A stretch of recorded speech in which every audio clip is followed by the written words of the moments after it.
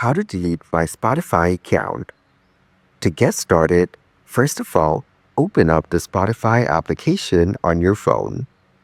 You will then be taken to the Explore page of Spotify.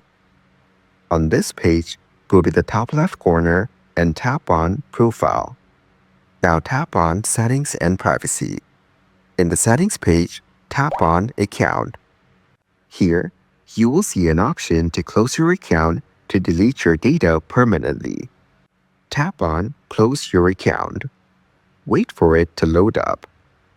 Once you're here on this page, tap on Close My Account and delete my data if you want to close your account permanently.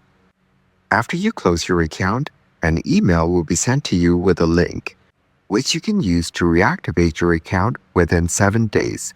If you do not reactivate your account within those 7 days, your account will be closed permanently and the process to delete your data will be initiated, which you can always create a new one. So this is how you can easily delete your Spotify account.